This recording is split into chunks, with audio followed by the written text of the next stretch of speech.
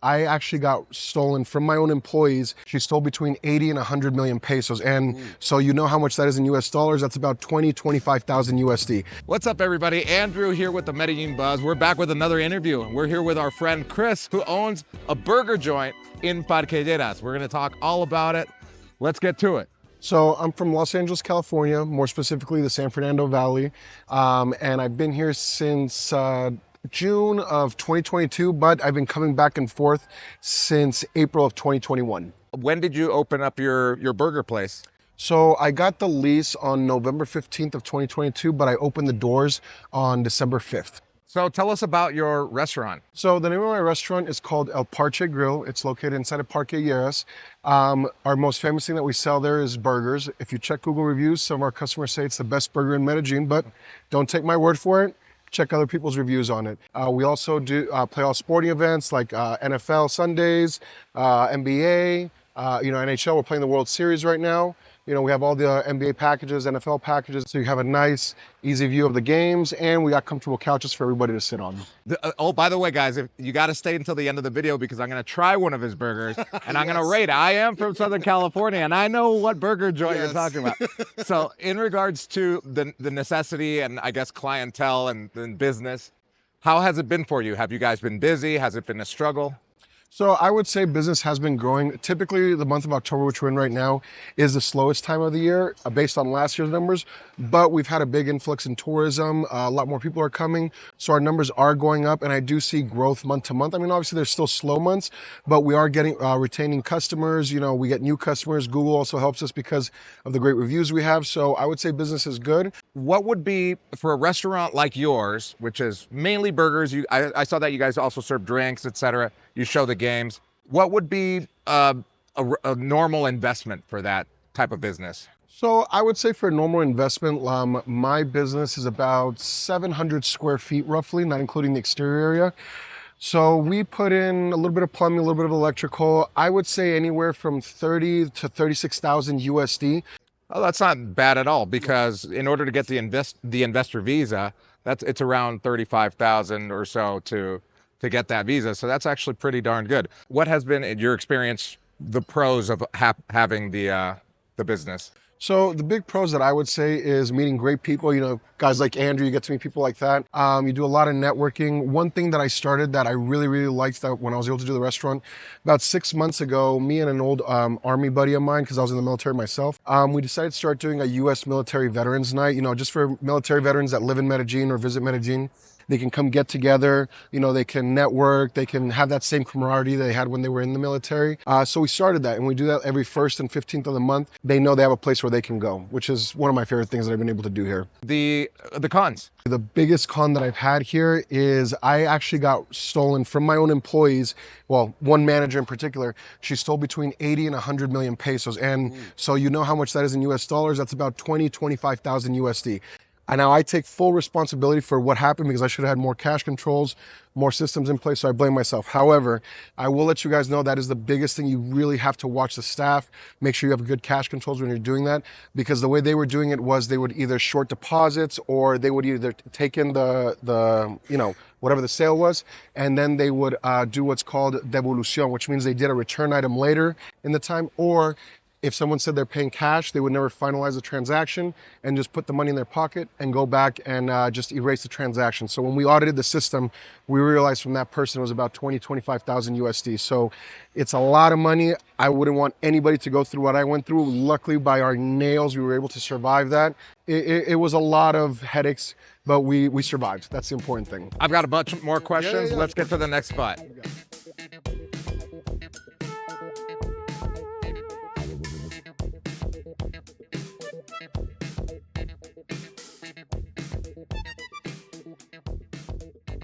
$25,000, that's a lot of money. Were you able to catch the person that did it? Yeah, we did catch them. The reason we caught it is because another employee was drinking one night, and all of a sudden they came up to me crying. We're like, Chris, I have to admit something to you. I'm like, what's wrong?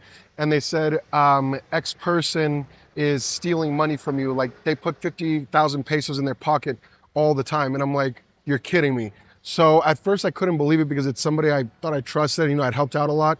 So I said, okay, let me start auditing. So we got our software company to start auditing the system, we started watching things very, very carefully. And eventually we realized with our accountant, with our lawyer, that the person was in fact stealing. So, you know, from there we had to, you know, take the legal route. Wow. We press charges, but you know, one thing in Colombia, from what my lawyer explained to me, things take a lot of time here. So even pressing charges like that, it could take 3 to 5 years for me to sue her. And even then, the bad part is that if I sue her, if she doesn't have anything in her name, excuse me, if that person doesn't have anything in their name, I can't really take money from them. It takes years, like I say. So it's better to avoid that kind of situation and learn from my mistakes. What are the steps to opening up a place like this? Step one is having a lawyer in place. My lawyer, she helped me do everything from Cámara de Comercio, negotiating terms on our lease, everything. Because, you know, a lot of people say it's infamous here that, you know, people in Medellin, they'll give you a gringo price when it comes to the rental versus the Colombian. So I had my lawyer who's Colombian. Her name's Melissa. She helps me with absolutely everything. She went ahead and negotiated the lease with me. So that would be the first steps, is getting the lease, getting the lawyer, excuse me, and then find the location. From there, you know, you'll do Cámara de Comercio, set up the business. You know, you'll have the location in place that you'll negotiate with the landlord. From there, once you know where you're going to be, you know, the exact point, and you have that lease, then you can start measuring the size of your area. You know, what kind of equipment, where you're going to put the equipment. You can start buying the equipment, doing your construction. You know, and then once construction's done and everything's in place, then you buy your inventory, and then you know, get your ads in place, and then from there hire people. Hiring people, I think, is closer to one of the last things you do. Okay, so I've got some more questions. Let's get to the next spot. Got it.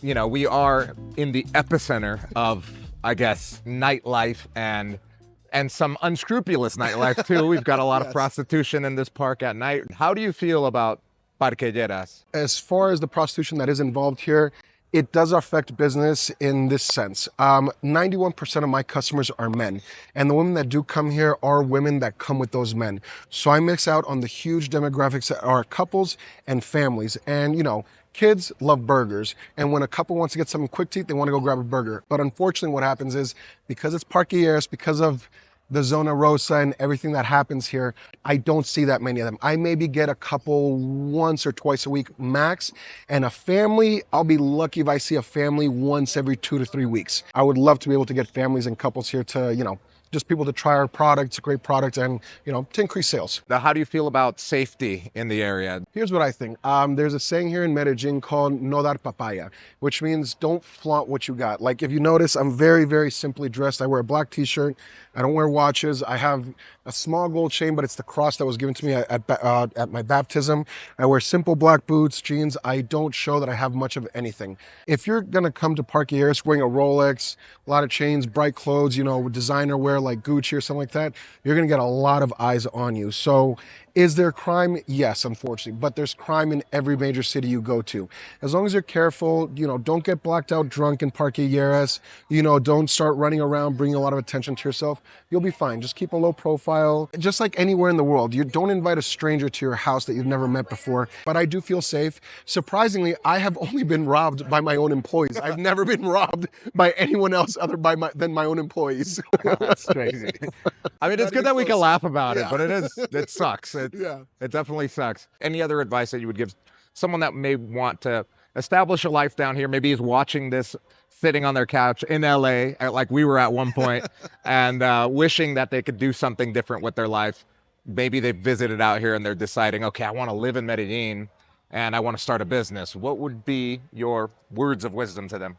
You know what? Come out here for maybe a month or two. You know, don't come in here for a very short amount of time, because you'll be in vacation mode. So if you spend more than a month or two here, you know, start seeing kind of the energy of the city, what people are like, how you like it. You know, the one nice thing about here, which is why I came to Medellin, is I felt at home here. And now, given that I'm part Paisa, you know, my family's also from Colombia, I felt very at home here. And I've traveled the world, and I've seen other countries. I've traveled all throughout Europe, South America, the United States, but this is the one place where I felt at home. If you come here and you literally feel at home right away, then this is probably going to be the place for you. Before we go back to go taste your burgers, give us your, I guess, 30-second elevator pitch on El Parche. Why should anybody come here? Listen, if you're coming from the United States and you've been looking for where you can have the absolute best, juiciest, most mouth-watering burger you've ever had, then look no further. Don't even take my word for it.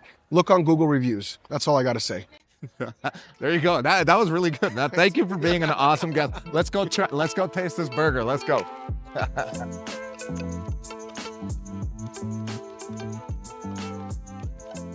All right, so we're here at the grill, at El Parche Grill. We just ordered our burger, and here it is right here. And we got fries. We ordered a burger and fries. Look at this thing. Oh my goodness.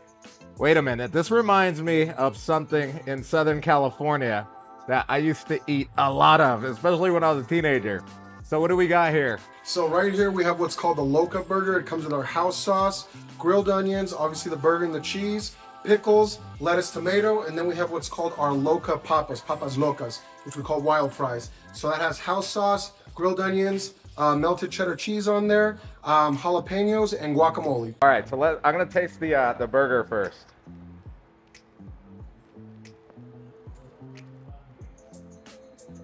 Oh my God, that is so good. See, this is why I love living in El Poblado. I live like a 10-minute walk from here, because I'm not running away from the United States. I didn't move here voluntarily. I got kicked out of the United States. I love living in Southern California. So having this little piece of Southern California 10 minutes away from my house, you know I'm gonna be here at least once a week. This is so good. It reminds me of In-N-Out Burger. It is like, I gotta take another bite. That brings me back to 15 years ago when I lived in California, in Huntington Beach, California. So now let's try these fries. Look at that. Holy. Yeah. All right.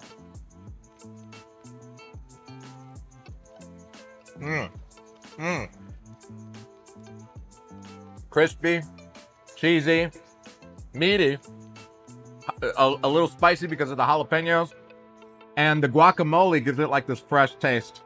But I can't get over this burger though. Like, this is like the star. Yeah.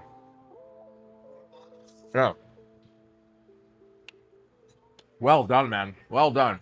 I give it a 10 out of 10 on the burger. Like, I haven't had a burger that brought me back to Southern California like this ever in 15 years that I've been here. So congrats, man. I love it, man. Thank you so much.